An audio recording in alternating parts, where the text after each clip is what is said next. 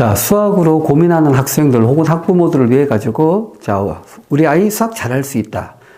오늘은 2탄입니다. 자, 2탄에선 이제 어떠한 이야기를 할 거냐. 우리가 그 과목 중에서 가장 공부 시간을 많이 투자하는 과목을 보면 대부분이 수학에다 많이 투자합니다. 그런데 가장 많은 시간을 투자하고도 가장 시간 대비 많은 효과를 보지 못하는 과목도 저는 수학이라고 생각합니다. 그렇잖아요. 하루에 하나씩만 풀어도 우리가 그렇게 바보 같은 애가 아닌데 머리가 좋은데 왜 못할까? 이런 생각들 많이 하시잖아요. 그죠? 자, 그래서 자, 두 번째 시간에서는 학생들이 수학 문제나 수학 공부를 하는 데 있어 가지고 간과하고 있는 것. 이건 매우 중요한 내용입니다. 두 번째 거. 자, 요건 뭐냐? 학생들이 수학 공부하는 데 있어서 하는 것 옆에서 이렇게 살펴보면 문제를 풀어요. 수학 공부니까 또 문제를 풀겠죠. 자, 문제를 막 풉니다. 근데 옆에서 이렇게 봐요. 그럼 막 고민을 해요. 물으면, 선생님, 이거 여기 어떻게 된 거예요? 그렇구나. 또 돌아가고. 또 어떤 학생들, 이런 경우 있죠. 한 문제를 갖다가 막 20분, 30분씩 투자하는 거예요. 여러분들 20분, 30분씩 투자하는 학생들은 괜찮습니다, 그게. 자, 왜 괜찮냐, 그러면, 그건 수학을 나름대로 즐기고 있는 거예요. 즐기지 않는데 어떻게 20분, 30분씩 들여다보겠습니까? 그죠? 막 20, 30분씩, 뭐 많게는 1시간씩 한 문제가 막 해요. 와, 이해됐다. 이제 알겠어요. 이제 자기가 딱 느낀 거죠. 이런 경우의 학생도 있고, 하여간 각양각색으로 풉니다. 그런데 왜 시간이 버려지냐? 가장 많은 시간 투자하고도 왜 가장 많이 효과를 거두지 못하냐? 이 요인이 어디 있냐면요. 이건 학생들이 꼭 듣고 기억을 해야 됩니다. 가령 내가 어떤 문제를 하나 풀었어. 자, 요번에 y는 이라는 함수 관련 문제를 풀었다라고 한번 해볼게요. y는 함수야. 여기 함수 표현이 나도록 이렇게 적어봤습니다. 그럼 이제 학생들 옆에서 물어보면 질문도 선생님 여기서 이게 왜 어떻게 됐죠? 이게 어떻게 돼? 또 이런 얘기를 막 해요. 이제 그래서 이런 경우는 이거야. 야, 이런 이론을 가지고 오면 되잖아. 야, 이런 게 있었잖아. 막 이러면 설명해. 맞아요. 이해를 딱 해요. 여기서 한 가지. 이걸 꼭 명심해야 됩니다. 학생들이 문제를 풀어서 정답이 나올 때까지 과정을 애를 쓰는 건 맞습니다. 굉장히 시간 투자를 해서 많은 애를 씁니다. 그런데 한 가지. 풀고 나서 이 문제를 내가 어떻게 기억할까 하는 대목이 없는 거예요, 학생들이. 여러분들 이게 왜 중요한가를 한번 해볼게요. 사람의 뇌에다가 거기다가 아주 전기 스파이크를 팍 던져줘야 돼. 그걸 기억할 수 있게끔. 자, 예를 들어 보세요. 뭐 갑자기 제가 여기다 4, 3, 2, 7, 6, 2, 3, 2, 5, 3 막 이렇게 떠들어대면 뭐야? 이런다는 얘기죠. 근데 내가 어머님들이나 학생들한테 내가 지금 있잖아. 숫자를 댈 거니까 요거 잠깐만 좀 기억 좀 해줘봐. 잘 들어야 돼?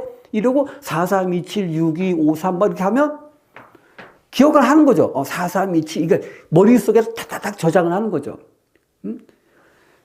바로 이 작업이 없기 때문입니다. 선생님이 뭔가를 불러줄 테니까 좀 집중해줘, 기억해줘 하면 벌써 뇌가 작용을 한다는 얘기죠. 그걸 기억하기 위해서. 그래서 자, 방금 뭐라 그랬냐면 막 얘기를 해요. 근데 느닷없이 툭 던져버리면 뭔가 살짝 지나간 것 같은데 이렇게 한다는 얘기죠. 바로 이겁니다, 여러분들.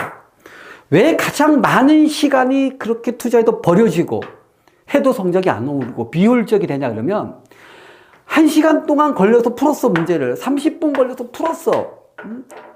시간이 아깝잖아. 풀고 나서 이해가 됐어. 그럼 이 문제가 다시 읽어보니까 이런 걸 요구했고 그래서 내가 이런 생각이 좀 모자랐구나. 그래서 이걸 근데 내가 앞으로 생각할 수 있을까? 좀 기억 좀 해야 되겠네. 이러면서 다시 한번 정리하면 요거 2, 3분도 안 걸려요, 여러분들. 2, 3분이 없어서 1시간이 버려지는 겁니다.